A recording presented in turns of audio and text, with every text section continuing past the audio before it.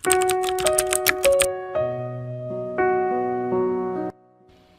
are you still doing here? Tila mataray at nakangising tanong ni Divine kay Pamela. Habang nakatayo ito sa may hagdan. Naka-cross arms pa na parang siya ang tunay na may-ari ng bahay. At why? Hindi na ba ako pwedeng pumunta rito sa bahay ko? Balik tanong ni Pamela. Pilit na pinakakalma ang sarili kahit ramdam niya ang pang-aalipusta sa boses ni Divine. Don't talk to Divine like that. Baka nakakalimutan mo this is also my house. Asawa lang kita sa papel at si Divine ang totoong mahal ko. Galit na sambit ni Roswell na bumaba mula sa hagdan. Suot pa ang puting bathrobe na halatang katatapos lang maligo. Napakagatlabi si Pamela. Oo nga pala. Pinakasalan lang siya ni Roswell dahil sa kasunduan ng mga lolo nila. At pinakasalan lang din naman niya ito bilang pagtanaw ng utang na loob sa pagkupkop nito sa kanya nang mamatay ang kanyang mga magulang. Ngunit hindi ibig sabihin nun na wala na siyang karapatang tumayo sa bahay nito. Don't worry, umuwi lang ako dahil may nakalimutan ako. Wala akong balak istorbohin ang kahalayan nyo. Lakas loob na sambit ni Pamela. Pilit niyang pinapatatag ang boses kahit ramdam ang panginginig ng kamay. Dapat lang. And don't forget to get pregnant. Wala akong pakialam kahit hindi sa akin na ipinagbubuntis mo. Ang mahalaga, mabuntis ka dahil yun ang hiling ng lolo. Malamig at mapanakit na dagdag ni Roswell. Parang wala itong pakialam kung masasaktan siya. Right! Dahil sa akin lang gustong magkaanak ni Roswell. Sabat ni Divine na may nakakalokong ngisi habang nakahawak pa sa braso ng lalaki na parang pinapaalala kay Pamela kung saan ang lugar niya. Sa loob-loob ni Pamela, gusto niyang sumigaw. Gusto niyang ipamukha sa kanila na kahit minsan, hindi siya naghangad na maging asawa ni Roswell. Paulit-ulit mo nilang sinasabi yan. Nakakasawa na. Walang buhay na sambit ni Pamela. Saka mariing pumikit at humakbang palabas ng bahay. Hindi man lang siya pinigilan ni Roswell o tinawag pabalik. Ang huli niyang narinig ay ang mahinang tawa ni Divine. Isang tawang tila nanalo. Napabuntong hininga si Pamela habang bumababa ng mga hakbang ng bahay na iyon. Kaya talaga siya aalis hindi dahil sa takot. Kung hindi dahil siya mismo ang gagawa ng paraan para tuparin ang hiling ng lolo ni Roswell. Ang magkaanak siya. Bago pa man makalayo si Pamela mula sa bahay nila Roswell, ay tumunog ang kanyang cellphone. Ma'am, ayos na po ang kotse nyo. Pwede nyo na pong puntahan anytime. Sabi ng boses mula sa car repair shop. Okay, papunta na ako dyan. Sagot niya, sabay tapik sa dibdib upang pakalmahin ang sarili. Ito na, kailangan ko nang simulan ang plano ko. Pagdating niya sa shop, agad niyang napansin ang isang lalaking nakayuko at may ginagawa sa isang itim na Mustang sa tabi ng kanyang kotse. Gwapo to, matipuno. At ang suot ng simpleng uniforme ng repairman ay lalo lang nagpaseksi sa tindig nito. May pawis pa sa sentido ang lalaki at sa bawat galaw nito, parang may kakaibang hatak na hindi niya maipaliwanag. Why not him? Naisip ni Pamela na may bahagyang mapangahas ng ngiti sa labi. Lumapit siya rito. Bahagyang nag-iiling ang buhok at pilit nagpapakita ng kaakit-akit ng ngiti. Hi! Bati niya. Halos pabulong at may bahid ng lambing. Ikaw ba ang nag-ayos ng kotse ko? Napatingin ng lalaki. Nagulat pero ngumiti rin. Ako? Nagkibit balikat ito. Pwede na ring sabihin. Tiningnan ko lang saglit. Ah, ganun ba? Lumapit pa siya ng konti. Halos malapit na ang kanilang mga mukha. I have a little favor to ask. Kung sasama ka sa akin ngayong gabi, babayaran kita ng malaki. Tell me, how much do you want? Nanlaki ang mga mata ng lalaki at saglit na tigilan sa sinabi niya. Samantala, sa isip ni Mavis, tila na-amaze siya sa babae sa harapan niya. Ang lakas ng loob at parang wala itong takot na magsalita. Nagkakamali siya sa iniisip niya. Hindi ako mekaniko. Lihim na isip niya. Siya ang tunay na may-ari ng Mustang na tinatabihan ng kotse ni Pamela. Hindi rin niya akalain na nag-aalok to ng malaking pera para lang samahan siya. Ano bang klaseng babae to? Tanong niya sa isip, pero hindi niya maiwasang maintriga. Sandaling natahimik si Mavis. Pinagmamasan ng babae sa harap niya. Napangisi siya. Hindi dahil sa pera kung hindi dahil sa tapang ng babae. Depende, sagot niya. Pinunasan ng grasa sa kamay gamit ang puting basahan. Anong gagawin natin kung sasama ako sa'yo? Bahagyang ngumiti si Pamela. Ang mga mata niya ay tila nagyayabang na handa siyang magbayad para sa kahit na sino. Hindi mo kailangang magtanong. Sasama ka lang. That's all you need to do. How much do you want? 100,000? 200? Muntik nang matawa si Mavis. She thinks I'm a mechanic na kailangan ng pera? Aba, mukhang hindi biro ang alok mo ah. Sabi niya habang nakasandal sa kotse niyang Mustang. Sigurado ka ba na hindi mo ako pagsisisihan? Hindi ako nag-aalok ng ganito sa kahit na sino. Matapang na sagot ni Pamela habang nakataas ang baba. So, yes or no? Pinagmasdan ni Mavis ang mga mata ng babae. May halong galit, sakit at determinasyon. Wala siyang ideya kung anong pinagdadaanan nito. Pero alam niya, gusto niyang alamin. Okay. Mahina pero tiyak na sagot niya. Yes, sasama ako sa'yo. Ngumiti si Pamela. Isang ngiting may halo ng panalo at kakaibang excitement. Good! Iyahatid mo ako gamit ang kotse ko. Drive my car? Tanong niya. Ngumiti si Mavis at nag-angat ng isang kilay. Mas maganda kung ako magmamaneho. Gusto ko lang siguraduhin na ligtas ka sa akin. Habang papasakay na sila sa itim na Mustang, hindi alam ni Pamela na ang mekanik na napili niya ay hindi ordinaryong lalaki. Pagdating nila sa isang kilalang hotel sa lungsod, diretsyo nag-check-in sa Pamela. Hindi niya binigyan ng pagkakataon si Mavis na magtanong pa. Pagpasok nila sa kwarto, agad niyang hinubad ang blazer na suot. Naiwan ng puting silk camisole na lalong nagbigay diin sa kanyang katawan. Tumalikod siya at tumingin kay Mavis. Gusto ko lang matapos ang lahat ng to. Mabilis at walang komplikasyon. Malamig na sabi ni Pamela, bagamat may bahagyang panginginig sa tinig. Nakatingin lang si Mavis sa kanya, nakasandal sa pinto ng kwarto. Sigurado ka bang gusto mong gawin to? Tanong niya. Kalmado ang boses ngunit matalim ang mga mata. Napatingin si Pamela sa kanya. May halong inis at sakit. Don't act like you know me. Hindi mo alam kung anong pinagdadaanan ko. I need this, and I'm paying you for it. Dahan-dahang lumapit si Mavis sa kanya. Kung pera lang ang dahilan para gawin to, hindi ko tatanggapin. Bulong niya habang nakatitig kay Pamela. But I like you, so I will do it with pleasure. Napakagatlabi si Pamela. Hindi dahil sa galit kung hindi dahil sa paraan ng pagkakasabi nito. Mabilis na naglapat ang kanilang mga labi. Isang halik na puno ng init at pag-aalinlangan. Mahigpit ang pagkakayakap ni Mavis sa kanya. At sa bawat haplos nito, tila natutunaw ang pader na itinatayo niya para protektahan ang puso niya. Kinabukasan, mas naunang nagising si Mavis kaysa kay Pamela. Tahimik tong bumangon mula sa kama. Marahang inayos ang kumot na nakabalot sa katawan ng dalaga. Tila hindi maalis ang mga mata niya kay Pamela habang natutulog to. Maganda siya pero may lungkot na hindi maitatago kahit sa pagtulog. Dahan-dahan siyang lumakad papunta sa balcony ng hotel room. Sa paglabas niya, kinuha niya ang cellphone mula sa bulsa ng pantalon na nakasampay sa upuan. Hello, Joni? Malamig at formal ang tono ni Mavis. Yes, sir? Sagot ng boses ng sekretarya niya. Find information about Pamela Tuason. Lahat ng makukuha mo. Background, family connections. I want details within the day. Understood, sir. I'll send the report in a few hours. Ibinalik niya ang cellphone sa bulsa. Sabay tingin sa lungsod mula sa taas ng balcony. Pagbalik niya sa loob, tumungo siya sa maliit na kitchenette ng suit at nagsimulang magluto.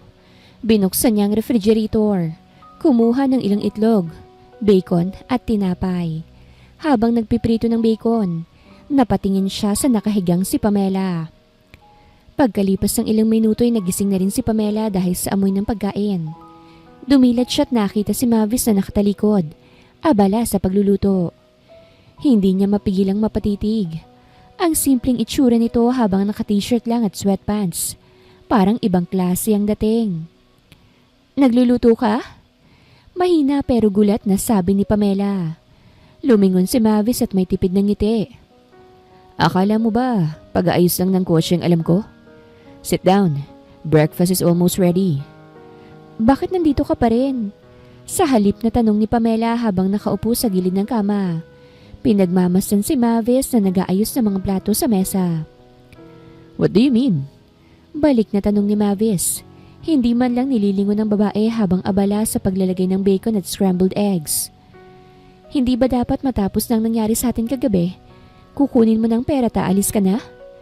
May halong pagtataka at kaba sa boses ni Pamela. Napakunot ang noon ni Mavis at humarap sa kanya. Hindi ko ba nasabi sa'yo na yung 500,000 na bayad mo ay isang buwan ang itatagal? So as long as you need me, isang buwan ang expiration. Kaya umupo ka na't kumain na tayo. Napatingin si Pamela sa kanya. Tila hindi makapaniwala sa kaswal na tono nito. Isang buwan? Yep. Package deal na yan. Sagot ni Mavis na parang walang bigat ang mga salita. At kung tutuusin, mas mura pa nga dahil kasama na rito ang chef service. Sabay turo sa niluto niyang almusal. Lihim na napangiti si Pamela. Ito ang unang beses na may nag-alaga sa kanya. Kahit pa nagsimula ang lahat sa isang kontrata lang. Okay. Bulong niya sabay upo sa mesa. Hindi ko akalaing marunong kang magluto. I thought mekaniko ka lang. Napangiti si Mavis pero hindi sumagot agad. Tinitigan lang siya ng diretsyo. Marami kang hindi alam tungkol sa akin, Pamela. Pagkatapos ng agahan kasama si Mavis, umuwi si Pamela sa bahay niya upang kumuha ng ilang gamit. Pagkapasok pa lang niya sa sala, agad siyang sinalubong ng mapanuyang ngiti ni Divine na nakaupo sa sofa. Parang siya ang tunay na may-ari ng bahay. Oh! Look who's here! Kamusta naman ang gabi mo? Pang-uuyam ni Divine habang naka-cross legs at nagpipinta pa ng kuko. Hindi kita ka-level para sagutin yan. Malamig na sagot ni Pamela. Diretso ang lakad papunta sa hagdan. Wow! Ang lakas ng loob mo ah. Sa tingin mo ba may lugar ka pa talaga rito? Roswell doesn't even love you, Pamela. Ikaw lang ang nakikigamit ng apelido niya. Patuloy na pang-aasar ni Divine. Huminto si Pamela sa gitna ng hagdan, bumaling sa kanya. Kung mahal ka niya, bakit ka nandito pa rin na para bang desperada? Kung may tiwala ka sa sarili mo, hindi mo kailangang patunayan na mas importante ka kaysa sa akin. Biglang tumayo si Divine, halatang napikon. Desperada? Ako? Lapit nito kay Pamela. At pareho silang nasa may hagdan nang dumating ang kotse ni Roswell sa driveway. Pagkarinig ni Divine sa tunog ng sasakyan, mabilis itong ngumiti ng pakana at biglang sumigaw. Aray! Pamela! Bakit mo ko tinulak? Sabay bagsak sa sahig. Dramatiko at kunwari nasaktan. Halos nagulat si Pamela. Ano? Wala akong ginagawa sa'yo. Eksaktong pumasok si Roswell sa pintuan. At ang unang nakita ay si Divine na nakahandusay sa sahig. At si Pamela na nakatayo sa itaas ng hagdan. Pamela! Ano na naman to? Galit na sigaw ni Roswell. Roswell, hindi ko siya itinulak. Depensa ni Pamela. Nanginginig ang boses. Ngunit mabilis na kumapit si Divine kay Roswell. Umiiyak-iyakan. Roswell, she hates me. Ayaw niya akong tanggapin. Tinulak niya ako. Pamela, ano na naman ba to? Sigaw ni Roswell. Mabilis na lumapit kay Divine at inalalayan to. Okay ka lang ba, babe? Masakit eh. I think natamaan ang balakang ko. Kunwaring iyak ni Divine. Nakayakap sa braso ni Roswell na parang naghahanap ng proteksyon. Roswell, hindi totoo yung sinasabi niya. Pinilit ipaliwanag ni Pamela. Bumaba ng hagdan pero pinigilan siya ni Roswell ng tingin. Enough, Pamela! Lagi na lang may gulo kapag nandito ka. Hindi ka ba nagsasawa sa drama mo? Madiing sabi ni Roswell. Puno ng inis at pagod ang boses. Drama? Halos mabasag ang boses ni Pamela. Kung dramang tawag mo sa pagtatanggol ko sa sarili laban sa mga kasinungalingan niya, then fine. Pero wag mo akong gawing kontrabida sa bahay na ito. Kung alam mo lang, gusto ko na ring mawala ka rito. Balik ni Roswell. Ikaw ang problema dito, Pamela. Kung hindi lang dahil sa kasunduan ng mga lolo natin, matagal na kitang pinalayas. Tumahimik si Pamela. Nanlalaki ang mga mata. Parang tinutusok ang puso niya sa bawat salita nito. Habang yakap ni Roswell si Divine, lalong lumalakas ang sakit na nadarama niya. Roswell, halos paus na ang boses niya. Pilit na pinipigilan ng luha. Hindi mo ba nakikita kung papaano kang pinapaikot ni Divine? Stop it! Tama na! Sigaw muli ni Roswell. Kahit anong sabihin mo, wala kang karapatang saktan siya. She's the woman that I love, Pamela. Hindi ikaw. Para bang gumuho ang mundo ni Pamela sa harap niya. Hindi na siya nakapagsalita. Imbes na makipag-away, mabilis siyang nagtungo sa kwarto upang iligpit ang mga gamit niya.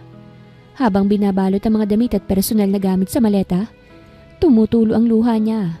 Hindi dahil sa mahina siya, kung hindi dahil sawang-sawa na siya sa pang-api. Kinuha niya ang cellphone at tinawagan si Mavis. Mavis, can you pick me up? I'm leaving this house. Doon na muna ako sa kondo titira. With you. Mahina pero determinadong wika niya. Give me 15 minutes. Just wait me there. Maiksi ngunit may bigat na sagot ni Mavis. Pagbaba ni Pamela sa sala, dala ang dalawang maleta. Agad siyang pinagtawanan ni Divine. Wow! Finally, you're leaving. Sa wakas, si Roswell at ako na lang dito. Hindi siya sumagot. Dumiretso sa pinto. Pero saktong pumasok si Roswell at ang mga mata nito ay agad nahulog sa mga gamit ni Pamela. Anong ibig sabihin nito, Pamela? Aalis ka? Galit na tanong ni Roswell. Hinawakan ang braso niya. Inalis ni Pamela ang pagkakahawak nito sa kanya. Hindi ako tumatakas. I'm done. Ayaw mo naman ako rito, hindi ba? Then I'll leave. Hindi mo ba naisip ang kasunduan ng lolo mo at ng lolo ko? Singhal ni Roswell. Kailangan kang magbuntis, Pamela. Ngumisi si Divine mula sa likod niya. Baka ngayon ang plano niya. Magpapabuntis na siya sa iba, Roswell. Baka ngayon pa lang may kadate na siyang ibang lalaki. Saktong dumating si Mavis. Sakay ng itim na Mustang. Pumarada ito sa harap ng bahay. Bumaba. At sa unang tingin pa lang ay halatang hindi ito ordinaryong lalaki. Nakita ni Roswell ang paglapit ni Mavis kay Pamela at natural nitong pagkuha ng maleta mula sa kamay ng babae para bang may sariling karapatan. Let me help you. Mahinahong sabi ni Mavis kay Pamela at tiningnan si Roswell na parang wala itong pakialam kung sino siya. Who the hell is this guy? Sigaw ni Roswell. Halos mapuno ng galit ang mukha nito. Pamela! Sino siya? Lalong nag-init ang ulo ni Roswell nang makita ang hawak na kamay ni Mavis kay Pamela. She's with me now. Sagot ni Mavis. Kalmado pero puno ng otoridad ang tono. And you have no right to stop her. Wala kang pakialam kung sino siya. Dahil wala naman akong pakialam sa inyo ni Divine. So back off, Roswell. Madiin pang sambit ni Pamela. Diretso ang tingin sa asawa. Nanlaki ang mga mata ni Roswell. Parang hindi makapaniwala na ganito na siya harapin ni Pamela. Pamela! Halos pasigaw na sabi nito. Naglalaro ka ba? Wala kang karapatang magdala ng ibang lalaki rito sa harap ko. Ngumisi si Pamela ng malapit. Karapatan? Ikaw nga may kalandian ka rito sa loob ng bahay natin. Anong karapatan ang sinasabi mo? Anong... Napatigil si Roswell, hindi makasagot agad. Samantala, nakangisi lang si Divine, pero halatang paninibugho habang nakatitig kay Mavis. At sino ka naman? Feeling hero? Mukha kang driver na akala mo may laban ka kay Roswell. Hindi kumibo si Mavis, ngunit ang malamig nitong tingin kay Divine ay parang nanunuot. Hindi ko kailangang patunayan ang sarili ko sa'yo. Sagot niya, sabay balik sa paghawak ng mga gamit ni Pamela. I'm here for her, not for anyone else. Nagpanting ang tenga ni Roswell. You think you can just take my wife away from me? Singhal niya. Humakbang palapit kay Mavis at halos magtama na ang kanilang mga dibdib. Bago pa makasagot si Mavis, sumingit si Pamela. Roswell, wag mong sayangin ang galit mo. I'm done with you. Kung ayaw mo kong palayain, ako mismo ang lalayo. Narinig mo naman siguro si Pamela, di ba? Nakangising sambit ni Mavis. Akala mo kung sino ka? You think you can just take my wife away from me? Galit na sigaw ni Roswell habang bigla itong sumugod. Nakataas ang kamao para suntukin si Mavis. Mabilis na umatras si Mavis pero hindi nagpakita ng takot. Nakatayo ito ng diretsyo. Malamig ang tingin kay Roswell na parabang kaya niyang tapatan ng galit nito anumang oras. Roswell! Tumigil ka na! Sigaw ni Pamela. Mabilis na humarang sa pagitan ng dalawa. Ano bang gusto mong patunayan, ha? Na mas lalaki ka kung masasaktan mo ang taong wala namang ginagawa sa'yo? Pamela, umalis ka dyan. Singhal ni Roswell. Hindi na halos makontrol ang sarili. Ngunit mas mahigpit na tumayo si Pamela sa gitna nila. Mavis, let's go. Don't waste your energy on them. Matigas na wika ni Pamela. Sabay kuha ng kamay ni Mavis. Napatingin si Mavis kay Pamela at may kakaibang lambing ang mga mata nito. Kung yan ang gusto mo, sagot niya bago kinuha ang maleta at dumiretso sa sasakyan. Si Roswell naman ay tila lalo pang nag-init ang ulo nang makita ang hawak kamay nilang dalawa. Pamela! Babalik ka rin dito. Hindi pa tapos ang kasunduan natin. Lumingon si Pamela. Malamig ang tingin. Tapos na yon, Roswell. Sa puso mo pa lang, tapos na tayo matagal na. Kaya wag mo na akong pigilan. Bit-bit ang kanyang mga maleta. Mabilis na lumabas ng bahay si Pamela kasabay ni Mavis. Binuksan ni Mavis ang pinto ng itim na Mustang at pinaupo siya. Saka inilagay ang mga gamit sa trunk ng kotse. Hindi na lumingon pa si Pamela. Hindi niya gustong marinig pa ang mga salita ni Roswell o makita ang pagmumukha ni Divine. Pag-alis ng sasakyan, naiwan si Roswell at Divine sa may pintuan ng bahay. Galit na pinagmamasdan ni Roswell ang papalayong kotse. Anong nakita niya sa lalaking yun? Mariing tanong ni Roswell. Tila hindi makapaniwala na basta na lang umalis si Pamela kasama si Mavis. Roswell? Malumanay na sabi ni Divine. Lumapit at hinaplos ang braso nito. May tinatago rin palang landi ang asawa mo Sigurado ako matagal na silang may relasyon. Kita mo naman kung papaano sila maghawak kamay, di ba? Para bang sanay na? Napatigil si Roswell. Lalo pang kumulo ang dugo. Matagal na? Hindi siya ganun. Pero sa isip niya, naguguluhan siya. Bakit siya sumama agad sa lalaking yon? Face it, Roswell. Dagdag pa ni Divine. Nakangiting mapanuksong parang binubuyo siya. Matagal ka na niyang niloloko.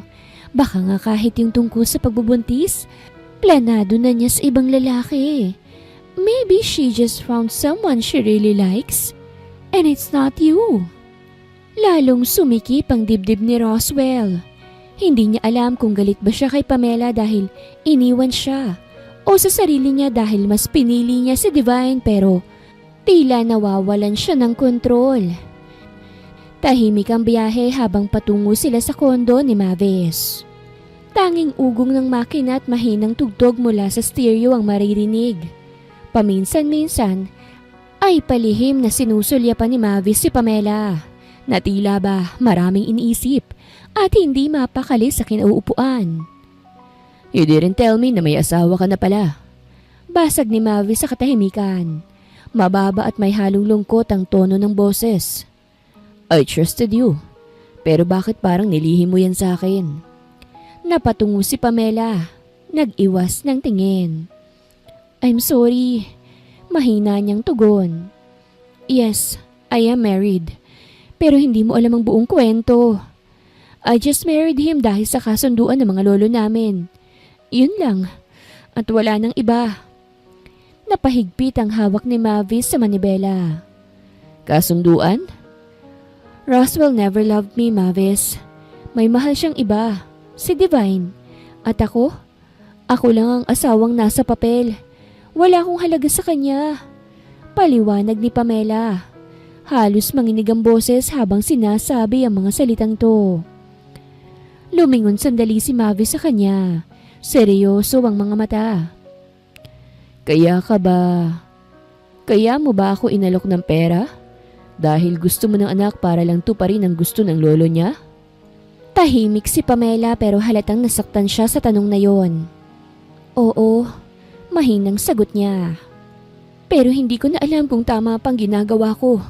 Ang alam ko lang, ayoko nang bumalik sa bahay na yun at palaging masaktan. Maya-maya pa. Biglang pumarada si Mavis sa isang tahimik na lugar sa gilid ng kalsada.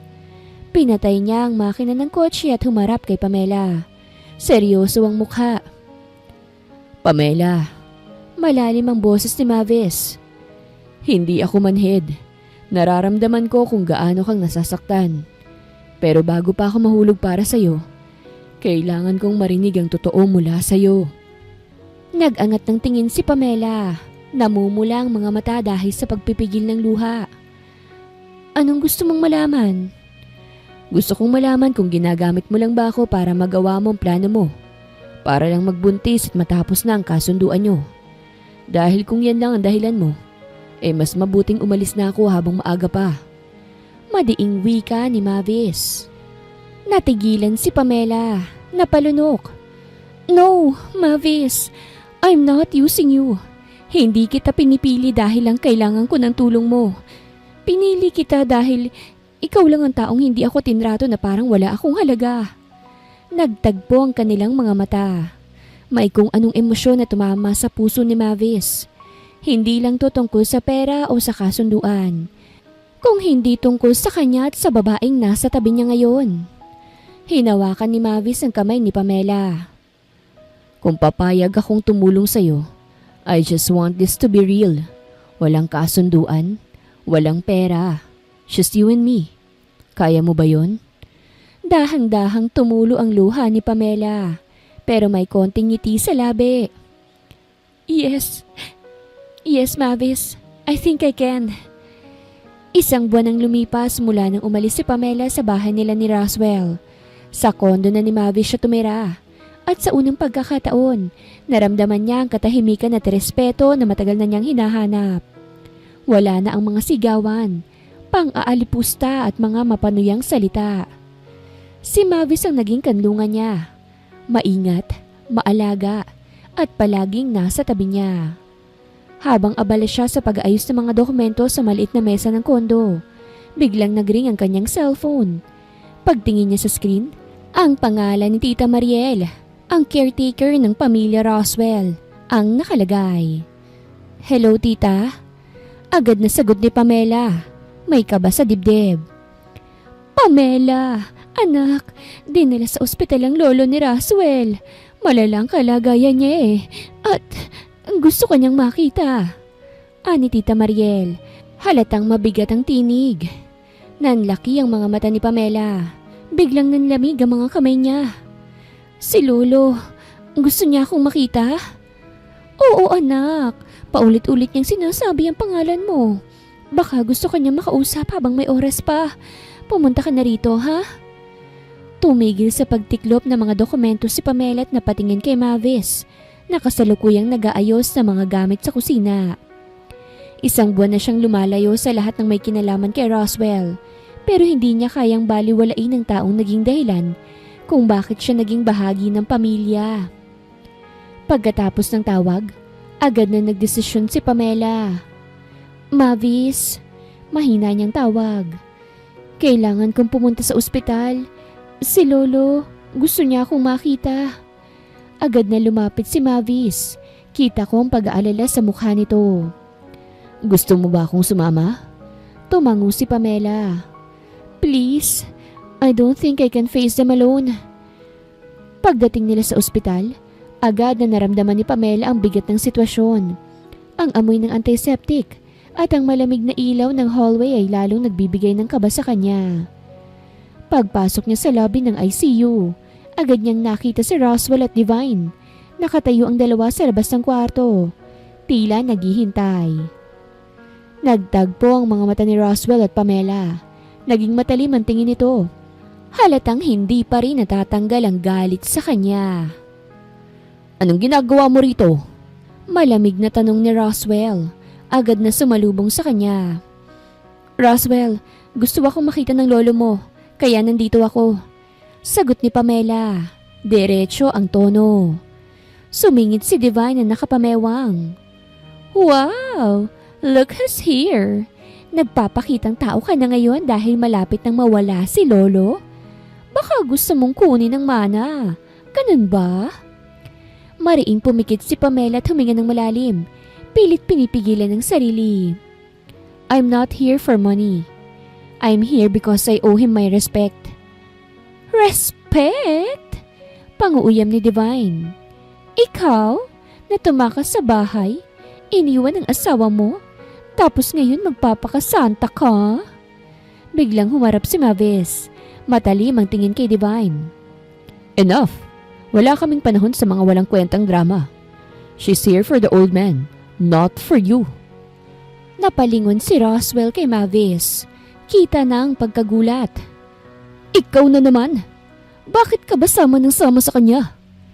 Because she's with me now. Malamig na sagot ni Mavis na lalong nagpainit sa ulo ni Roswell.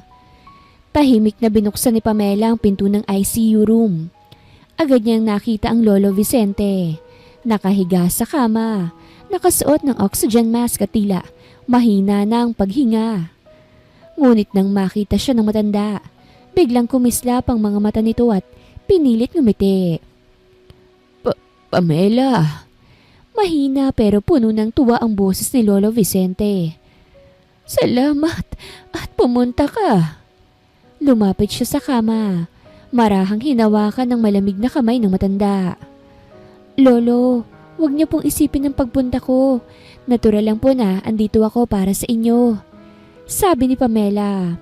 Pilit pinapakalma ang boses kahit nangingilid na ang luha.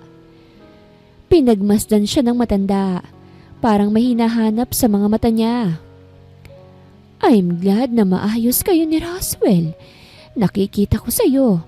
Ikaw ang babae para sa kanya. Kaya't iha, pakiusap ko lang ibigyan niyo na ako ng apo. Napalunok si Pamela at natigilan. Gusto niyang sabihin ng totoo na umalis na siya sa bahay ni Roswell. Na wala silang maayos na pagsasama. Pero nang makita niyang mahinang anyo ng matanda, nagbago ang isip niya. Baka lalo lang lumala ang kalagayan nito kung malalaman ang totoo. Tumango siya. Pinipilit ngumiti. Opo, Lolo. Pangako, gagawin namin ang lahat para magkaroon ka ng apo. Biglang pumasok si Roswell. May hawak na prutas sa tubig. Narinig nito ang huling sinabi ni Pamela at ngumiti. Lolo, yan din ang plano namin. Don't worry. Magiging maayos ang lahat.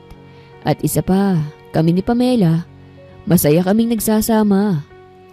Tumingin si Pamela kay Roswell at para bang alam nitong kasinungalingan ng mga salitang binibitawan niya. Ngunit pinili niya lang tumahimik at sumang-ayon sa kanya. Para kay Lolo Vicente. Salamat anak. Roswell, alagaan mo si Pamela ha? She's a good wife. Mahina pero masayang wika ng matanda bago ito pumikit at muling nakatulog. Pagkalabas nila ng kwarto ni Lolo Vicente, agad na huminto si Pamela at hinarap si Roswell. Kita sa mukha niya ang inis at pigil na emosyon. Anong ginawa mo dun, Roswell? Madiing tanong ni Pamela. Bakit mo kailangang magsinungaling na masaya tayo? Umirap si Roswell. Halatang hindi natitinag. Bakit? Ano bang gusto mo? Sabihin kay Lolo na iniwan mo na ako at nakikitira ka na sa ibang lalaki? Sa lagay niya ngayon, baka atakihin siya sa sama ng loob niya. Roswell! Halos pabulong pero galit ang boses ni Pamela. Hindi ko gusto ang ginagawa mo. Hindi mo pwedeng gamitin ang kalagayan ng lolo mo para ipilit na may pag-asa pa tayong dalawa. Matagal nang tapos ang lahat sa atin. Matapos? Singhal ni Roswell. Lumapit ng isang hakbang sa kanya. Kung tapos na talaga, bakit ka pumayag sa gusto niya? Bakit mo sinabi na gagawa tayo ng paraan para bigyan siya ng apo? Dahil ayokong dagdagan ang sakit ng lolo mo. Gusto ko lang siyang mapasaya kahit isang beses man lang bago siya. Napatigil si Pamela. Nanginginig ang boses. Bago siya tuluyang mawala. Tahimik na tumingin si Roswell sa kanya. Pero ramdam ang init ng emosyon sa pagitan nila. Hindi ka pwedeng tumakas, Pamela. Malamig na sabi nito. Habang buhay pa si Lolo, kailangan niyang maniwalang maayos tayo. Hindi na ako babalik sa bahay mo, Roswell. Matigas na sagot ni Pamela. Hindi ko nakakayanin ang pang-opinyon ni Divine sa akin. Kung gusto mo ng palabas para kay Lolo, ikaw na lang mag-isa. Bago pa makasagot si Roswell, dumating si Mavis at lumapit agad kay Pamela. Agad niyang kinamayan si Pamela at tinanong, "Are you okay?" Nang makita ito ni Roswell, lalo pa siyang nag-init. "Ikaw na naman!" Matalim na sabi niya kay Mavis. "Wala ka ng karapatan pang sumingit dito." Matalim ang tingin ni Roswell kay Mavis habang nakaharap sila sa makipot na hallway ng ospital. "Ano ba talagang gusto mo, ha? Bakit ka sumasabit sa buhay namin ni Pamela?" Hindi natinag si Mavis. Nakatayo ng tuwid at kalmado ang ekspresyon. "Buhay niyo? Roswell, wag mo akong idamay sa ilusyon mo. Pamela left you. At ako ang kasama niya ngayon. Kung hindi mo matanggap yun, problema mo na yun." "Ilusyon!" Galit na sigaw ni Roswell. Halos basagin ang boses niya. "Asawa ko si Pamela at wala kang karapatan na pakilaman ang relasyon namin." Napahawak si Pamela sa braso ni Roswell. Pilit siyang pinapakalma. "Roswell, stop it! Nasa ospital tayo. Baka marinig tayo ni Lolo." Pero hindi tumigil si Roswell at lalong lumapit kay Mavis. Parang handang manuntok. "Ano bang mayroong akala mo mas mabuti ka kaysa sa akin?" Bahagyang ngumiti si Mavis, malamig at mapanlait. "Siguro dahil mas kaya kong protektahan si Pamela kaysa sa taong kaya lang siyang saktan. At para lang klaro sa iyo, Roswell," bahagyang tumigil si Mavis, "hindi mo ako pwedeng maliitin. Hindi mo ako basta-bastang matatakot." Naguguluhan ang ekspresyon ni Roswell. "Anong ibig mong sabihin? Hindi ba't mekaniko ka lang?" Sabay tawa ni Roswell. "Stop this!" Mahina pero mariing sabi ni Pamela. Pinipigilan ng dalawa. "Hindi ko kailangan ng ganitong gulo rito." Nagpapatuloy ang tensyon sa hallway ng ospital. Malamig ang tingin ni Mavis kay Roswell, habang si Pamela ay tila nauupo sa gitna ng dalawa. Biglang dumating si Divine, dalang mapanuyang ngiti at tila sabik sa gulo. "Ay, wow!" Paninimula ni Divine. Nakasandal sa pader at nag-cross arms. "Ito na pala ang bagong boy toy mo, Pamela. Mekaniko lang." Napailing ito na para bang nang-aasar. "Well, hindi ko alam kung dapat ba kitang kaawaan o pagtawanan." "Divine, hindi ito ang oras para mang-insulto ka." Singit ni Pamela pero ngumisi lang si Divine. "Roswell," patuloy nito.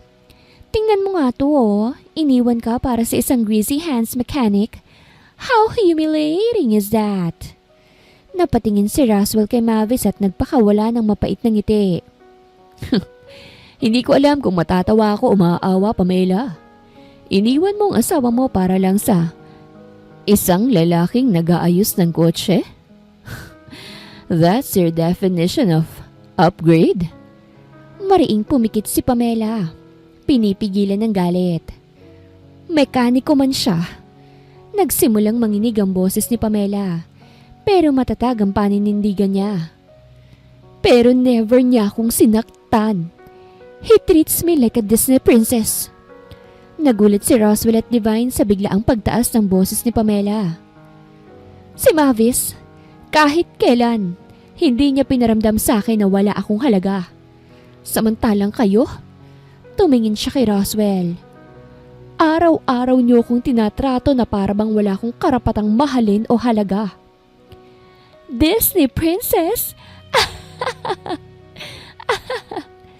Natawa si Divine. Pilit na minamaliit ang sinabi ni Pamela. Pamela, wake up! Lahat ng mekaniko sweet sa umpisa. Kapag nakuha na ang gusto, baka iwanan ka rin. Ngumiti ng mapait si Mavis. Kung yun ang iniisip mo, mas lalo kong gagawin ang lahat para patunayan na mali ka. Tumalikod siya kay Roswell at Divine. Saka hinawakan ng kamay ni Pamela. Let's go, Pamela. Hindi mo kailangang makinig ng mga walang kwentang salita nila. Hahakbang na sana si Pamela kasabay ni Mavis nang biglang pigilan sila ni Roswell. Mahigpit na hinawakan ni Roswell ang braso ni Pamela. Hindi ka aalis kasama niya. Galit na sambit ni Roswell. Halos nanginginig sa emosyon. Asawa kita, Pamela. Wala kang karapatang sumama sa ibang lalaki. Napaatras si Pamela. Sinusubukang bawiin ang braso niya. Bitawan mo ko, Roswell. Hindi mo ako pag-aari. Ayoko. Mariing sagot ni Roswell. Nanlilisik ang mga mata kay Mavis. At ikaw? Sabay turo kay Mavis. Wala kang karapatang pumatong sa asawa ng iba. Kung lalaki ka, umalis ka na bago pa ako magalit ng tuluyan. Hinawakan ni Mavis ang braso ni Roswell at pilit na pinakakawalan si Pamela. Huwag mo siyang hinahawakan na parang gamit lang, Roswell. Hindi mo siya pagmamay-ari. Kung ayaw niya sa'yo, tanggapin mo na lang. Don't make this uglier than it already is. What did you say? Lalong nag-init ang ulo ni Roswell.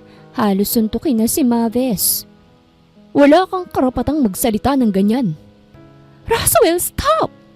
Sigaw ni Pamela. Tumayo sa gitna nila para pigilan ang dalawa. Walang mangyayari kung patuloy kayong mag-aaway. Pero hindi pa rin umaatras si Roswell. Kaya hinarap siya ni Mavis. Kung may problema ka sa akin, sabihin mo ng diretso. Pero tandaan mo, Roswell. Malamig ang boses ni Mavis. Hindi ko siya inagaw. Ikaw ang nagtaboy sa kanya. Nang maramdaman ni Divine na lalong umiinit ang sitwasyon, agad siyang sumingit nang may mapanuksong ngiti sa labi. Ano pang hinihintay mo, Roswell? Bulong ni Divine na may panguudyok. Pakitang lalaki ka. Suntukin mo na yung mekaniko na yan para matapos ang yabang niyan. Divine, stop it! Galit na saway ni Pamela. Ngunit hindi siya pinakinggan ng babae. Bakit? Totoo naman, di ba? Nakakahiya ka, Roswell. Asawa mo iniwan ka? Tapos, hinahayaan mong agawin ng isang lalaking amoy grasa? Patunayan mo na ikaw ang mas karapat-dapat. Lalong nagdilim ang mukha ni Roswell. Wala ka ng karapatang pang magsalita, Mavis. Makisawsaw ka pa at baka ikaw pang masaktan. Ngunit nanatiling kalmado si Mavis. Go ahead. Malamig niyang tugon. Kung yan ang kailangan mo para maramdaman mong lalaki ka, sige. Pero tandaan mo, wala ka nang babalikan kapag ginawa mo yan. Dahil si Pamela, hindi na babalik sa isang lalaking wala ng respeto sa kanya. Lalo itong nagpagalit kay Roswell at itinaas na nito ang kamao. Roswell! Tama na! Malakas na sigaw ni Pamela sabay harang sa pagitan nila. At saka sila napansin ng mga nurse at ilang pasyente sa hallway. Sir, ma'am, this is a hospital. You can't fight here. Sigaw ng isang nurse. Napahiya si Roswell nang makita ang mga taong nag-uusyoso sa kanila. Maging si Divine ay natahimik, ngunit hindi pa rin mapigil ang dila. Look at you, Roswell. Pang-uuyam ni Divine. Nagmumukha kang mahina dahil sa lalaking to. Divine! Ano ba? Singhal ni Pamela. Kung wala kang masasabing matino, manahimik ka. Mabilis na kinuha ni Mavis ang kamay ni Pamela. Come on, Pamela. Wala na tayong dapat patunayan dito. At bago pa muling makapagsalita si Roswell, tumayo na sila at naglakad papalayo. Habang lahat ng mata sa hallway nakatutok kay Roswell at Divine. Pagkalabas ng ospital, ramdam ni Pamela ang mabigat na tensyon mula sa hallway kanina. Tahimik siyang nakasunod kay Mavis hanggang makarating sila sa parking lot. Bago pa man siya makasakay sa kotse, tumigil si Mavis at saglit na tumingin sa malayo. Parang pinipigilan ng sarili na sumabog sa galit. Bigla nitong kinuha ang cellphone at tinawagan ng sekretarya niya. Johnny, pakinggan mo ako ng mabuti. Sir? Yes, sir. Mabilis na tugon sa kabilang linya. Effective today, i-pull out ang lahat ng investments at partnership natin sa mga kumpanya ng pamilya ni Roswell Castro. Malamig at matalim na utos ni Mavis. Lahat ng joint projects at contracts, tapusin agad. I want them out of my radar. Noted, sir, pero are you sure? Malaki ang halaga ng mga kontrata natin sa kanila. I don't care about the amount. Putol ni Mavis, mariin ang boses. Kung hindi nila kayang igalang ang babaeng mahalaga sa akin, wala silang karapatang makinabang sa akin. Do it now. Pagkababa ng tawag, humarap si Mavis kay Pamela na nakatingin sa kanya. Halatang nagulat sa narinig. Kinabukasan, nasa opisina si Roswell nang biglang pumasok ang business manager nila. Halatang kabado at balisa. Sir, may problema tayo. Sabi nito, hawak ang ilang papeles at tablet. Napatingin si Roswell mula sa desk niya. Kunot ang noo. Anong problema? Ang Technical Company at Builders. Nag-pull out na po ng lahat ng investments at joint projects natin. Kanina umaga lang pinadala nila ang termination letters. Napabangon si Roswell. Halos mabitawan ng ballpen na hawak. What? Imposible yan. Malaki ang kapital na iniligay nila sa atin. Bakit bigla nilang gagawin to? Umiling ang manager. Kita ang kaba sa mukha. Hindi natin alam, sir, pero mukhang personal ang dahilan. Ang presidente mismo ng Builders ang nag-utos. Walang paliwanag, walang notice. At kung hindi natin maahanap ang kapalit na investor, malulugi ang dalawang projects natin. Halos napaupo si Roswell sa bigat ng balita. Builders at Technical Company, ang pinakamalaking investors nila. Hindi ko maintindihan. Ano bang nagawa ko para magalit ang presidente nila? Bulong ni Roswell, hawak ang sentido nito. Sir, alanganing sabi ng manager. Baka kailangan yung personal na makipag-meeting sa presidente ng Builders. Pero mahirap makipag-appointment. Alam niyo namang bihira siyang humarap sa ibang tao. Natahimik si Roswell at nag-isip. You're right. Kailangan ko siyang makausap. Sakto namang may gaganaping engranding event ang Builders para sa bagong proyektong ilulunsad nito. Hindi malaman ni Pamela kung papaanong nakakuha si Mavis ng imbitasyon. Ang tanging sabi lang ni Mavis ay kakilala nito ang pinaka-presidente ng kumpanya. Bago ang gabi ng event, isang marangyang gown ang iniabot ni Mavis kay Pamela. Isuot mo ito mamayang gabi. Malamig ngunit may lambing na wika ni Mavis. Habang nakatingin kay Pamela na parang binabasa ang bawat emosyon nito. Hindi nakapagsalita si Pamela. Pakiramdam niya ay para siyang prinsesa. Ang gown ay kulay emerald green na kumikislap kapag natatamaan ng liwanag. May detalyeng gawa sa perles at kristal sa laylayan. Isa itong obra maestra. Pagkalipas ng ilang oras, abala si Pamela sa salamin. Pinagmamasdan ng sariling suot ang gown na ibinigay ni Mavis. Para bang hindi siya makapaniwala na siyang babaeng nakikita niya sa refleksyon. Isang magandang nilalang na may kaakit-akit na ngiti at kislap sa mga mata. Kumatok si Mavis sa pinto at nang bumukas yun, saglit siyang natigilan. Pamela. Mahina ngunit punong-puno ng paghanga ang tinig ni Mavis. Dahan-dahan itong lumapit. Parang bawat hakbang ay may bigat at emosyon. I didn't know this gown would look this perfect on you. Namula ang mga pisngi ni Pamela at agad niyang iniwas ang tingin.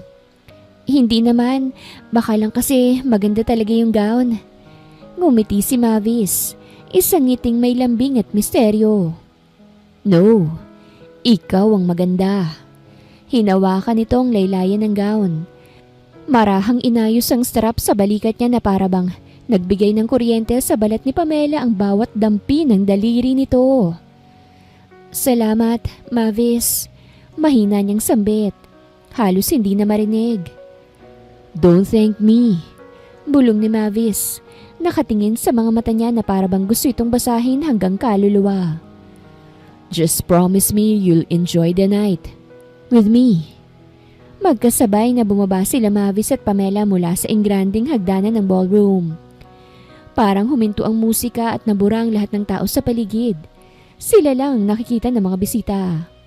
Hawak ni Mavis ang kamay ni Pamela at sa bawat hakbang ay ramdam ni Pamela ang kakaibang lakas at tiwala na ibinibigay nito sa kanya. Ang ilaw mula sa chandelier ay tumatama sa emerald green na gown, lalo pang nagpapatingkad sa kagandahan niya. Relax, bulong ni Mavis habang nakangiti. Bahagyang yumuko para siya lamang ang makarinig. You're the most stunning woman here tonight. Napangiti naman si Pamela, bagamat halatang kinakabahan. Hindi niya alintana ang mga matang nakatingin at ang mga bulungan ng mga bisita. Sa tabi niya, ramdam niya ang proteksyon at presensya ni Mavis na parabang sinasabi nitong, akin ka ngayong gabi. Samantala, sa kabilang bahagi ng hall, nakatayo si Roswell, nakasuot ng mamahaling itim na suit. Hawak ang baso ng alak habang nagmamasid. Nandito siya para kausapin ang misteryosong Mr. Moskov, ang presidenteng posibleng makatulong sa kanyang kumpanya. Ngunit nang lumingon siya, agad nanlaki ang mga mata niya. Pamela? Mahina niyang bulong, halos hindi makapaniwala sa nakikita. Ang dating simpleng babae na nakilala niya ay tila isa ng diyosa sa gabing yon. At ang pinakamasakit, kasama nitong magkasabay bumaba ang mekanikong boyfriend na minsan na niyang hinamak. Lumapit si Roswell nang makita niyang magkalapit pa rin sila Pamela at Mavis. Pamela, anong ginagawa mo rito? Matalim ang tinig niya, halatang nagpipigil ng inis. Nagulat si Pamela at bahagyang napaatras. Roswell, imbitado kami rito ni Mavis. Mavis? Umiling si Roswell na may bahid ng pang-uyam. So he's your mechanic boyfriend, right? Ang lakas ng loob mo talagang sumama rito na parang kasali ka sa mundo ng mga may kaya. At ikaw naman Pamela, talagang ipapakita mo pa sa iba kung gaano ka kababaw. Nanlamig ang dugo ni Pamela sa sinabi nito. Bago siya makasagot, nagsalita si Mavis. Watch your words, sabi nito. Nakatingin kay Roswell na parang isang mabangis ng leon na handang umatake. You don't get to insult her. And who are you to tell me that? Balik ni Roswell, halatang naiinis sa presensya ni Mavis. Isa ka lang na... Mr. Moskov? Biglang naputol ang sasabihin nito nang lapitan sila ng isa sa mga direktor ng kumpanya. At diretso itong nakatingin kay Mavis. The president of Castro Legacy would like to meet you. Oh, there you are, Mr. Roswell. Nagkita na pala kayo. Nanlaki ang mga mata ni Roswell. Mr. Moskov? Dahan-dahan siyang napatingin kay Mavis. At doon niya napagtanto ang totoo. Nanatiling nakatayo si Roswell, parang na-estatwa, habang nakatingin kay Mavis. Hindi rin niya agad naintindihan ang sinabi ng direktor kaya't bahagya siyang natawa ng pilit. Huwag mong sabihin... Siya? Tinuro niya si Mavis na may halong pag-aalipusta. Siya ang Mr. Moskov na sinasabi mo? Bahagyang ngumiti si Mavis. Isang ngiting malamig at may bahid ng pang-asar. Surprised? Tanong nito habang marahang hinahaplos ang kamay ni Pamela. Na para bang pinapaalala kay Roswell kung kanino talaga siya nakatayo ngayon. Imposible. Usal ni Roswell, halos pabulong. Hindi na ito natapos magsalita dahil pumutol si Mavis. Ang boses nito ay maotoridad. Kung may sasabihin ka pang insulto tungkol sa akin o kay Pamela, mas mabuting itiko mo na ang bibig mo. Tandaan mo, Roswell. Tumingin to diretsyo sa mga mata niya. Ang negosyo mo hawak ng Builders. And I don't like disrespectful people. Natigilan si Roswell. Napalunok at bahagyang nag-iwas ng tingin. Ang kumpiyansa at yabang na daladala niya kanina ay biglang naglahong parang bula. Pasensya na, Mr. Moskov. I didn't know. Exactly. Putol ni Mavis. You didn't know. Next time, be careful who you insult. Hinawakan ni Mavis ang bewang ni Pamela at marahang inilalayan tong palayo. Parang wala silang pakialam sa reaksyon ni Roswell. Ang mga bisita'y napatingin sa kanila. Nagbubulungan. Lalo na nang mapagtanto nilang ang babaeng kasama ng makapangyarihang Mr. Moskov. Habang nagpatuloy ang gabi, nagsimula ang musika. Isang mabagal at romantikong tugtugin ang bumalot sa buong ballroom. Karamihan sa mga bisita ay pumunta sa dance floor. Ngunit ang lahat ng matay nakatuon pa rin kay Mavis at Pamela. Hinila ni Mavis si Pamela papalapit at marahang inalalayan ng kamay nito. Dance with me. Bulong nito. Ang tinig ay malalim at puno ng init. Nagulat si Pamela. Ramdam ang bilis ng tibok ng puso niya. Mavis, pero... Ngumiti si Mavis. Iniabot ang kamay. Trust me. Dahan-dahan silang gumalaw sa gitna ng dance floor. Parang sila lang ang naroroon. So, you're not a mechanic? You're a billionaire? Hindi makapaniwalang tanong ni Pamela. Halos pabulong, habang nakatitig sa mga mata ni Mavis. Ngumiti ito, isang ngiting may halong lambing at misteryo. I never said I was just a mechanic, but I didn't want you to see me as someone unreachable. Dahan-dahan itong hinaplos ang pisngi niya. I wanted you to see me, just as me. Nanlaki ang mga mata ni Pamela. Mavis, bakit hindi mo sinabi? Because the first time I saw you, I wanted to be real. Not Mavis Moskov, the president. Just Mavis, the person who fell for you. Napakagatlabi si Pamela. Ramdam ang init ng luha na gustong pumatak sa kanyang mata. I don't know what to say. Then don't. Bulong ni Mavis. Nakatitig sa kanya na para bang siya lang ang tao sa buong mundo. Just stay with me tonight.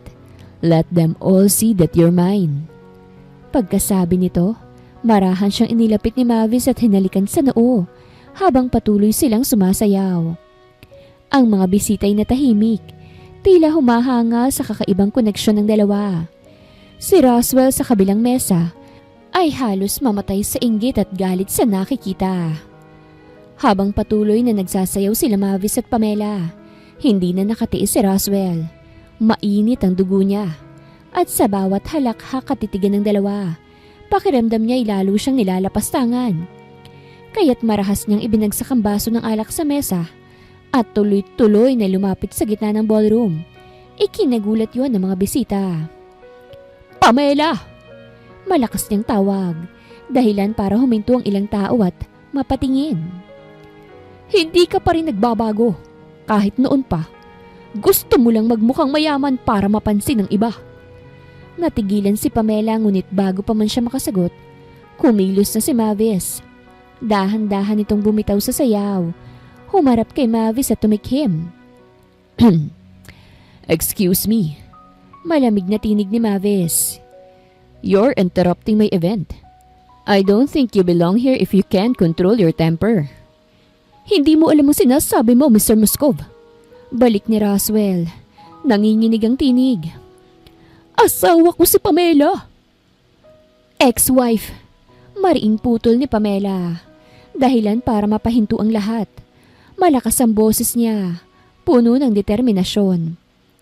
Nag-file na ako ng annulment, Roswell. At para alam mo, ikaw ang unang nagloko. I have many proofs. At nasa abogado ko ng lahat. Kaya wala kang karapatan na diktahan ang buhay ko ngayon. Nagbulungan ng mga tao at ilang bisita ang nag-angat ng kilay. Napatingin kay Roswell na tila nawala ang tikas at yabang. Sa gilid ng hall, si Divine, ang kabit ni Roswell, ay namutla at nagbaba ng tingin dahil alam ng lahat na siyang dahilan ng pagkasira ng kasal. "There you have it," malamig na sabi nito habang nakahawak sa kamay ni Pamela na parang ipinamumukha kay Roswell ang pagkatalo. "You humiliated yourself. And now everyone knows the truth." Tumalikod to kay Roswell at tinanguan ang mga gwardya. "Escort this man and his companion out. I don't want them ruining this beautiful night any longer." Nag-alboroto si Roswell. "You can't do this to me. Alam mo ba kung sino ako?" Tumawa ng mahina si Mavis, ang mga matay puno ng pangungutya. "I don't care who you are. Tonight, you're just a pathetic man who lost everything, including her." Matapos paalisin ng magulong si Roswell at si Divine, hinawakan ni Mavis ang kamay ni Pamela at marahang hinila papunta sa balcony ng ballroom. Gusto niya itong pakalmahin mula sa tensyon at init ng emosyon kanina. Sa ilalim ng malamlam na liwanag ng buwan, tumigil sila sa gilid ng balcony. Marahan niyang hinaplos ang likod ni Pamela. "Breathe, Pamela," bulong ni Mavis. "I'm here. No one can hurt you." Huminga ng malalim si Pamela, ngunit pakiramdam niya ay mabigat ang kanyang katawan. Ang puso niya ay bumibilis ang tibok at tila nahihilo siya. "Mavis," mahina niyang sabi. "Parang ang bigat ng pakiramdam ko." Nag-alala si Mavis at hinawakan ng mga balikat nito. "Hey, are you alright?" Bago pa man makasagot si Pamela, bigla itong nanlambot at nawala ng malay sa kanyang mga bisig. "Pamela!" Malakas ang tinig ni Mavis. Halos hindi alintana ang mga taong nasa paligid. Hindi siya nag-aksaya ng oras. Binuhat niya si Pamela sa kanyang mga braso na parabang wala itong bigat. "Call my driver! Get the car ready now!" Utos si Mavis sa kanyang mga tauhan. Kita sa mukha nitong matinding pag-aalala na tila mababaliw siya kung may mangyaring masama kay Pamela. Pagdating sa ospital, hindi mapakali si Mavis habang inaasikaso si Pamela. Naglalakad siyang paikot-ikot, nakahawak ang dalawang kamay sa ulo. Halatang hirap magpigil ng emosyon. Paglabas ng doktor, agad itong nilapitan si Mavis. "How is she? What happened?" Ngumiti ang doktor. May daladalang chart. "She's fine now, Mr. Moskov. Don't worry. She just needs rest and congratulations." "Congratulations?" Naguguluhan si Mavis. "Yes," sagot ng doktor. "She's pregnant. Nasa early stages pa lang pero malinaw ang resulta ng test." Parang tumigil ang mundo ni Mavis. Lalong bumilis ang tibok ng puso niya. "Pregnant?" bulong niya. Nakatitig sa pintuan ng kwartong kinaroroonan ni Pamela.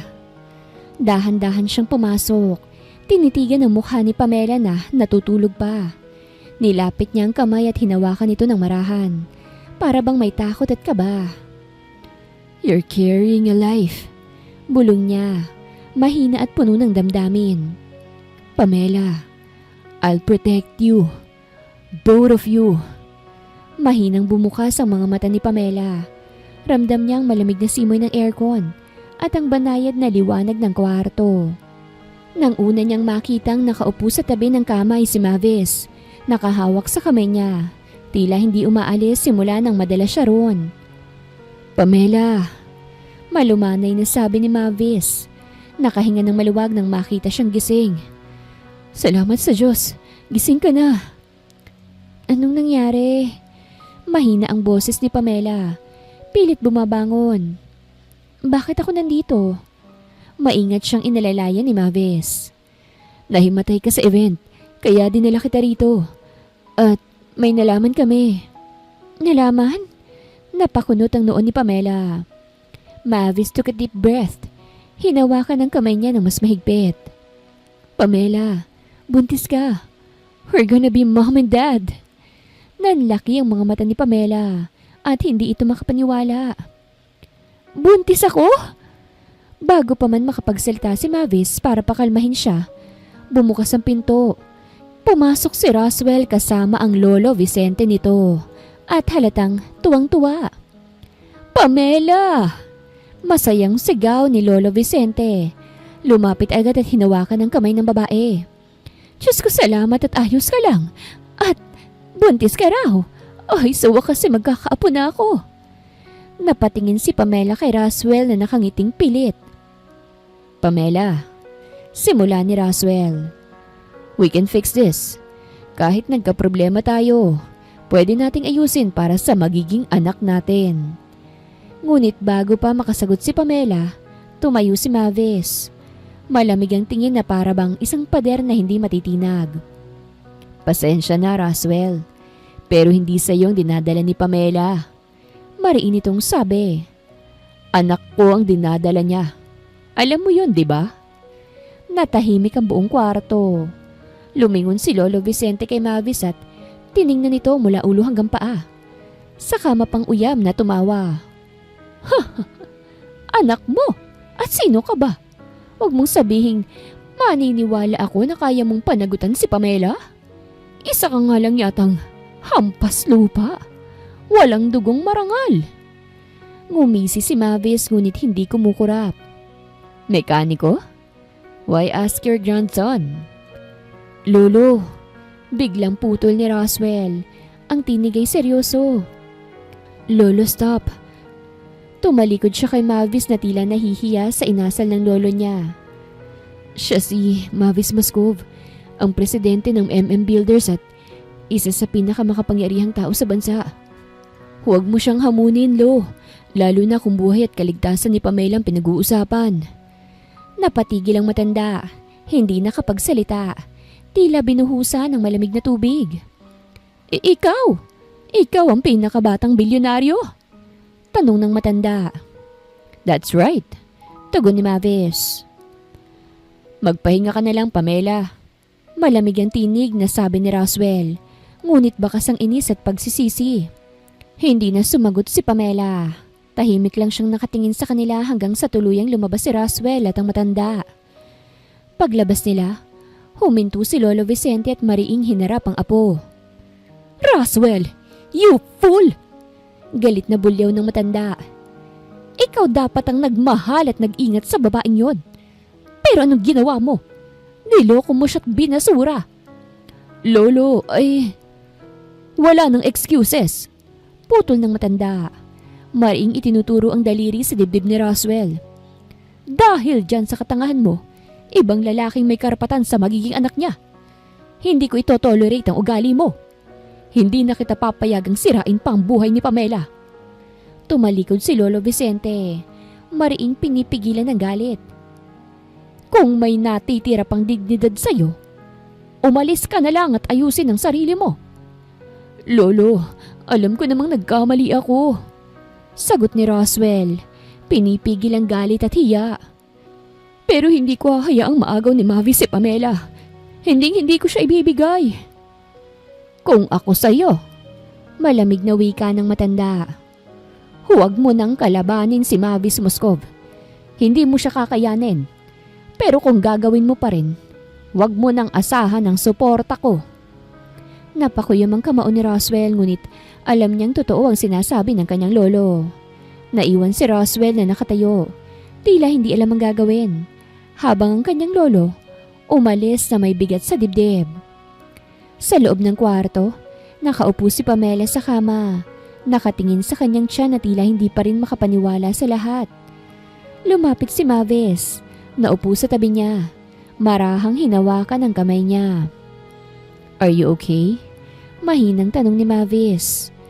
Pamela shook her head. I'm scared, Mavis. Ang dami kong iniisip. Tungkol sa baby, sa future, sa kung kaya ko ba. Napahawak siya sa tiyan. Hindi ko alam kung handa ako. Hinawakan ni Mavis ang pisngi niya at marahang iniangat ang kanyang mukha para magkatitigan sila. Pamela, hindi mo kailangang kayaning mag-isa. I'm here. I'll protect you and our child, no matter what. Wala kang dapat katakutan hanggang kasama mo ko. Nangilid ang luha ni Pamela. Pero, ang dami mong responsibilidad, Mavis. At ako... Wala nang mas mahalaga sa akin kung hindi kayo ng baby natin. Putol ni Mavis, ang mga matay puno ng determinasyon. Ikaw at ang anak natin ang mundo ko ngayon. Hindi ko hahayaang may sino mang manakit sa inyo. Kahit pang pamilya ni Roswell. Sa unang pagkakataon mula nang dumating ang balita, napangiti si Pamela kahit bahagya. Mavis, thank you for everything. Marahang niyakap siya ni Mavis at sa yakap na yon, tila naglaho ang lahat ng takot sa puso ni Pamela. Matapos ang ilang oras ng pag-aasikaso, pumasok muli ang doktor para i-update si Mavis. Pwede nang ma-discharge si Miss Pamela bukas ng umaga, sabi ng doktor. Wala namang komplikasyon pero kailangan niya ng kumpletong pahinga. Tumango si Mavis at nagpasalamat. Pagkaalis ng doktor, bumaling siya kay Pamela na tahimik lang na nakahiga. Pamela, mahinang sabi ni Mavis. Ayokong bumalik ka sa kondo. Hindi ako mapapanatag na mag-isa ka ron. Lalo na ngayong may dinadala ka. Nagulat si Pamela. Kumurap. Aha, pero hindi ko naman alam kung... Sumama ka na sa akin sa bahay ko. Putol ni Mavis. Doon makakasigurado akong ligtas ka. Maaalagaan ka at walang makakagambala sa iyo. Alam kong marami pang pwedeng gawin si Roswell at Divine para guluhin ka. Hindi ko sila hahayaan. Hindi agad nakasagot si Pamela ngunit nakita niya ang determinasyon sa mukha ni Mavis. Naramdaman niya ang kakaibang kapanatagan. Pero baka masyadong abala ka sa trabaho mo. Ayokong maging pabigat. Hinawakan ni Mavis ang kamay niya ng mas mahigpit. You are never a burden to me. Ikaw ang pinili ko, Pamela. Ang anak natin ang prioridad ko ngayon. Higit pa sa anumang negosyo o proyekto. Bahagyang nag-init ang mga mata ni Pamela. Parang gusto niyang maiyak. Mavis, bulong niya. Salamat. Hindi ko alam kung anong gagawin ko kung wala ka. Kinabukasan, tahimik ang biyahe nila mula sa ospital. Habang nasa loob ng kotse, nakatingin lang si Pamela sa labas ng bintana. Iniisip ang lahat ng nangyari. Ang gulo kay Roswell, ang pagbubuntis niya, at ang presensya ni Mavis na hindi siya iniiwan. Pagdating nila sa mansyon, bumungad ang napakalaking bahay na parang palasyo, napapalibutan ng hardin at mga ilaw na tila bituin sa gabi. Welcome home, mahinang sabi ni Mavis. Lumapit at inalalayan si Pamela pababa ng sasakyan. Home?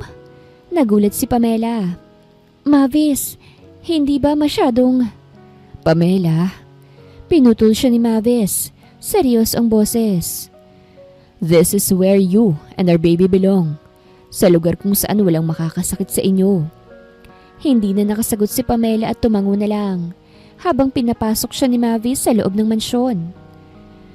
Pagkalipas ng ilang oras, nakaupo si Pamela sa malaking sofa, nakasuot ng komportableng silk robe na ibinigay sa kanya ni Mavis. Naamoy niya ang mabangong halimuyak ng pagkain mula sa kusina. Mavis, may sarili kayong chef? Tanong niya. Meron. Nakangiti si Mavis habang lumabas sa kusina. May hawak na tray ng pagkain. Pero from now on, ako ang chef mo. I had to make sure you're eating something healthy for the baby. Napangiti naman si Pamela. Na-amuse sa side ni Mavis na hindi niya pa nakikita. Alam mong magluto ng mga gusto ng buntis? Umupo si Mavis sa tabi niya at ngumiti. Hindi ko pa alam, pero para sa'yo I learn anything. Kumain silang magkasabay at habang sinusubuan ni Mavis si Pamela, ramdam ni Pamela ang init ng pag-aalaga nito. Wala siyang naramdaman na ganitong pagkalinga kahit kailan sa piling ni Roswell. Pagkatapos kumain, dinala ni Mavis si Pamela sa balcony ng mansyon. Maliwanag ang buwan at malamig ang hangin. Pamela, bulong ni Mavis, hawak ang kamay nito. Hindi ko alam kung paano ka mapapangiti sa gitna ng lahat ng sakit na dinadanas mo. Pero gusto kong malaman mo, hindi ka na kailanman mag-iisa. Ako ang tatayong sandalan mo at ng anak natin. Pangako yan. Napatingin si Pamela sa mga mata ni Mavis. Bakit? Bakit ganito ka kabuti sa akin? Ngumiti si Mavis na may halong lambing. Because I love you, Pamela. Hindi lang to dahil sa baby natin. Kung hindi dahil ikaw ang mundo ko ngayon, wala na akong hihilingin kung hindi makita kang masaya. Hindi ka ba natatakot sa responsibilidad?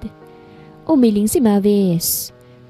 Kung ang kapalit ng responsibilidad na yan ay ang mahalin ka at protektahan ng anak natin, I'll carry it for the rest of my life. Naluha si Pamela. Mavis, bulong niya. Hinawakan ni Mavis ang pisngi niya at marahang pinahid ang luha. You don't have to say anything. Just let me take care of you. I love you too, Mavis. Niyakap ni Pamela si Mavis. 3 taon ang makalipas. Sa gitna ng hardin ng mansyon, makikita sila Mavis at Pamela, kasama ang kanilang anak na 3 taong gulang. Isang batang babae na may malarosas sa pisngi at kislap ng mga mata ni Mavis. Mommy! Mama! Look! Masiglang tawag ng bata habang pinapakita ang bulaklak na pinulot niya. Ngumiti si Pamela at lumuhod para salubungin ang anak. Wow! Ang ganda naman ng bulaklak na nahanap ng baby namin. Lumapit si Mavis, nakasuot ng simpleng puting polo at jeans. Yumuko siya at ginulo ang buhok ng bata. Just like you, sweetheart, sabi ni Mavis, sabay karga dito at pinaghahalikan sa pisngi. Habang nanonood si Pamela sa mag-ama, napangiti siya. Mavis, tawag niya habang nakaupo sa picnic blanket. Hindi ko akalaing aabot tayo rito. Noon akala ko, wala nang magandang mangyayari sa buhay ko. Umupo si Mavis sa tabi niya. Hawak ang anak nila sa kandungan. And now? Tanong nito, habang nakatitig sa kanya ng malambing. Now I have everything I need. You, our daughter, and a life na hindi ko kailanman inisip na makakamtan ko. May luhang tuwa sa mga mata ni Pamela. Marahan siyang niyakap ni Mavis at hinalikan sa noo. You gave me a reason to live differently, Pamela. You and our little princess. I love you both forever. Samantala, matagal nang hindi nagpapakita si Roswell. Matapos ang lahat ay umalis siya sa bansa at nagsimulang magbagong buhay. Habang si Lolo Vicente na ngayon ay mas mahinahon na, ay minsang dumadalaw upang makita ang anak ni Pamela at palihim na humihingi ng tawad sa naging kasalanan ng kanyang apo. Ngayon ay masaya na sila habang pinanonood ang anak nilang tumatakbo sa hardin at tumatawa. Ang ganda niya kapag masaya, bulong ni Pamela. She got that from you, sagot ni Mavis bago tumingin sa kanya na may halik ng pag-ibig sa labi. I love you, Pamela. I always will. Nagtagpo ang kanilang mga labi sa isang matamis at banayad na halik. Pinatunayan ni Pamela at Mavis na ang tunay na pag-ibig ay hindi nasusukat sa yaman o katayuan, kung hindi sa respeto, katapatan at kakayahang ipaglaban at alagaan ang minamahal. Hindi dapat manatili sa relasyong walang halaga at pagmamahal. Ang pag-ibig na totoo ay nagbibigay ng lakas para pumili ng tama. Bumuo ng pamilya sa tiwala at pag-unawa at maging pantay ang bawat isa. Wakas!